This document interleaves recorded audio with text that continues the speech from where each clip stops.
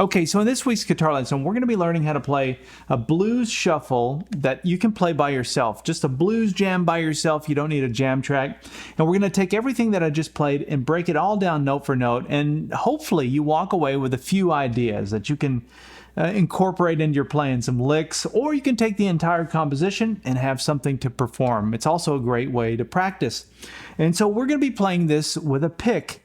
And I only mention that because that's somewhat unique when it comes to standalone blues. Usually when you hear a blues like this is played by itself, it's played finger style, where your thumb is playing the bass line and you're doing all the other stuff at the same time. It's a little more difficult to play that way.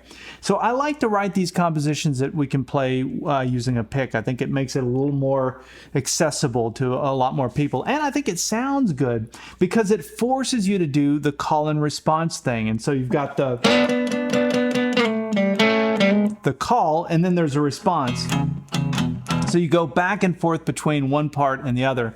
That's sort of my workaround without, being able to do both at the same time. So anyway, we're going to break all of that down over the course of 2 videos. In this video, we're going to go through the first half. If you'd like to watch the second half, download the tablature. You can get all of those extra materials by going to activemelody.com, go to the weekly lessons page, and do a search for EP522. Okay, let me mention this guitar. This is a Gibson ES-175 from 1950, and I have used this in past videos, although it's been several years, because this guitar's needed some work. It's actually needed some new frets, and my buddy Spencer Cannell here in Nashville just put some new frets on it this week, and I'm just back in love with it again. It's such a great guitar, and I thought it was perfect for this style of blues. I'll put Spencer's name up on the screen. If you are looking for someone to do work on a vintage guitar, it doesn't even have to be vintage, neck sets or refrets or any of that kind of stuff. He's a great guy, great resource for that. And he's the guy I use for all of my heavy guitar repair stuff that I can't do myself. So anyway, let's talk about this song. Actually, let's play the first part and then we'll break it down from there. 1, 2, 3.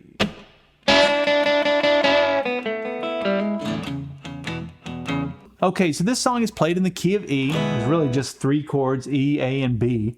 So we're going to talk about each sort of section. The first section will be this E chord. What do we play over the E chord? Well, it starts off with this. And this is a series of triplets. 1, 2, 3, 1, 2, 3, 1, 2, 3. And I'm playing it with all downstrokes. And so what I'm doing is I'm using actually my ring finger for this. Well, sometimes I might use my middle finger because the string gauge on this guitar is pretty much the same as an acoustic guitar. It's very hard to bend, especially when you get down close to the nut down here.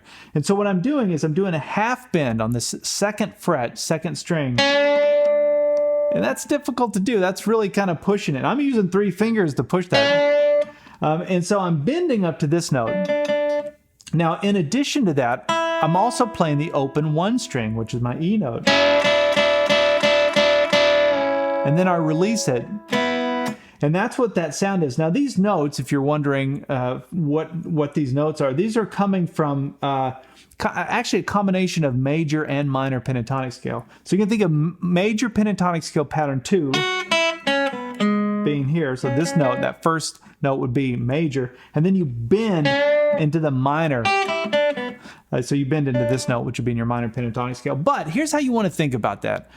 What you want to think about is this lick. Forget what it is. Just think of the lick and connect it to your E chord, to your E chord shape. Let me say it that way.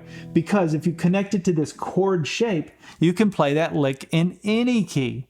So if we wanted to use that in the key of G, I just play my G chord using the E shape, right? And then I can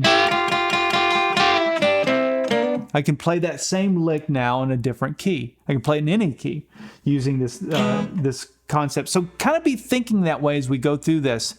Like, oh yeah, like always connect it back to a chord shape. All these licks that you're learning. And it makes it easy to retrieve them in the future when you want to use them in another song or another situation. All right, so after the triplet, I released it, played strings 1 and 2 without it, and then played this. And so this would be like an E sus4 chord if you're wondering what chord that would be. But I'm just playing 2nd fret 3rd string and then open second string, open first string. And then a hammer-on from the open third string to the first fret on the third string. And that would be your note from your E chord. It's your third interval.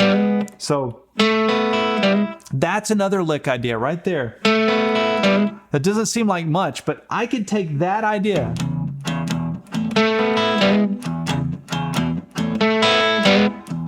right? It's kind of a T-Bone Walker shuffle kind of vibe. And what makes you a good improviser is when you take little ideas, simple ones like that, and you start using them in other contexts, you know? So anyway, so from the beginning. Now, that's the call. Think of all of that as the call. Let's go into the response to that, which is just our blues shuffle. Right? You know how to do that.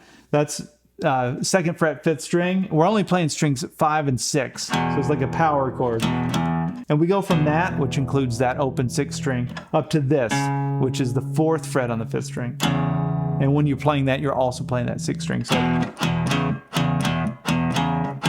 and these are all downstrokes, by the way. Even that first part, the first triplet, still downstrokes there. Okay, so all of that is what we have for the E, and I played through that 2 times. And then we get into the A.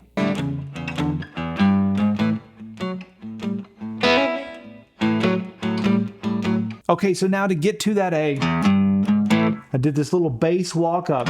Open sixth string, then we're gonna use middle finger on the 3rd fret. We're gonna come up to the 4th fret on the 6th string. And then we're going to come up to play this A power chord. It's really the open 5th string and then the 2nd fret 4th string. And now we're going to play the A shuffle. It looks exactly like what we did for the E. We're just up a set of strings. So now we're on strings 5 and 4. And then I come up to this note as well. Right? You've heard that in you know, countless blues ideas. That'd be that 5th fret, 4th string. So then I play.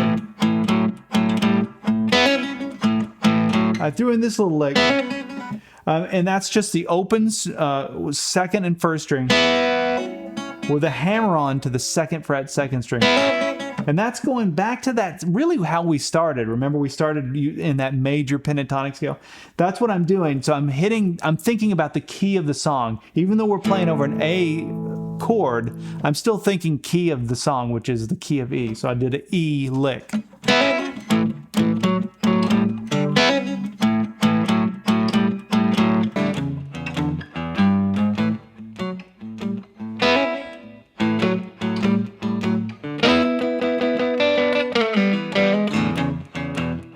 Okay, so now I'm going to slide up into pattern 2 of my minor pentatonic scale for the key of the song. So that would be up here.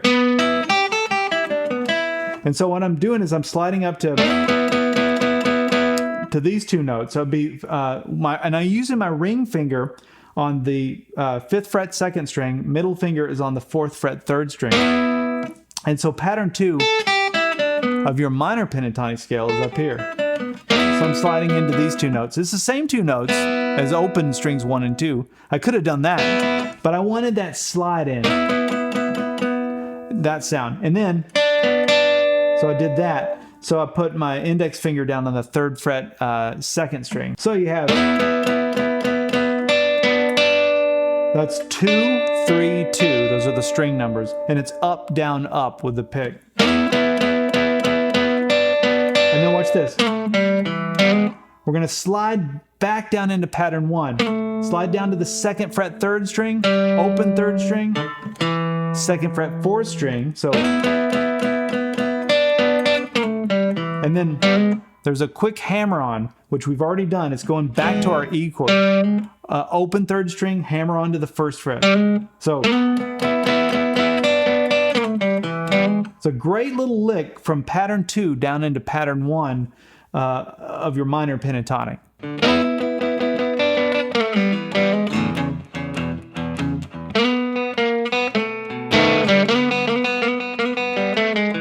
So now we go to the 5 chord, which is our B, and I'm thinking about my B7 down in this position. But on the guitar, we have our open second string is a B note. And so I'm going to take advantage of that and play this. So you can hear that open B string ringing out. I start by sliding up to the B note on the third string, which would be 4th fret, 3rd string. And then I came down to the 3rd fret on the 3rd string, then hitting that open second string again. So we have, now watch this, we're gonna switch fingers here and I'm gonna play my B7. So we have, now I'm gonna switch fingers and I'm gonna make this B7 chord, the one that you know down in first position.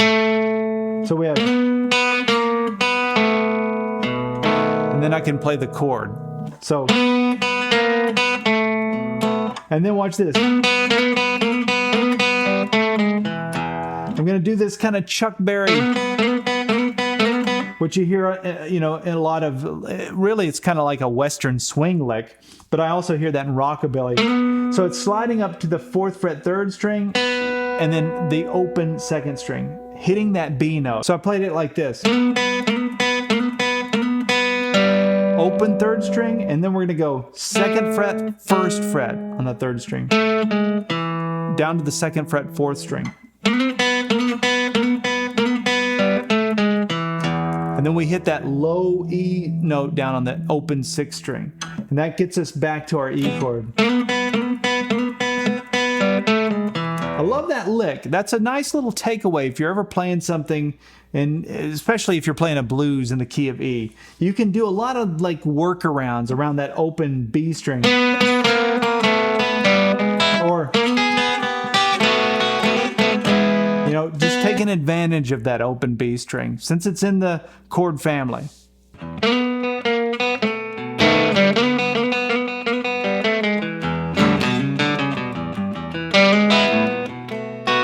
Okay, so now we have this awesome little turnaround lick that goes. Okay, let me show you that. So we're gonna start with the 2nd fret, 5th string, come up to the 4th fret, and then hit the open D string, which is our 4th string. And then we're gonna go back down. So we're walking up and then back down. So now we're gonna go 4, back to 2 on the 5th string. And then watch this. So that's open 6th string, 3rd fret, back to open 6th string. All right, so let's put those two parts together. So we have, and then we're gonna play this E note up here, 2nd fret, 4th string. And then this is just playing my E chord. Think of your E chord and hammer on your index finger. That's all that is. So it's, but I didn't make the full chord like that. I did the hammer on to that 1st fret, and then did my upstroke on strings 1 or 1 and 2. So all together. And then a walk up, open 5th, 1st fret, 2nd fret. And use your middle finger for that so that you can play your B7 chord. That's that great little turnaround. There's a lot of ways you can do this. You can take that same group of notes and put them in different orders and get different results. But so that gets us to the 5 chord, and now we're ready to go through the entire cycle again, but this time we're going to do it in a different spot. But I'm going to save that for the part 2 video. So hopefully that gives you some ideas for what you can use just with that first half. Make sure you come and join us for part 2 if you're interested in learning the second half. And also then you have access to the on-screen tab viewer, which is interactive. You can download the tab PDF file, print it off, all those extra things. But anyway, we'll see you in part 2.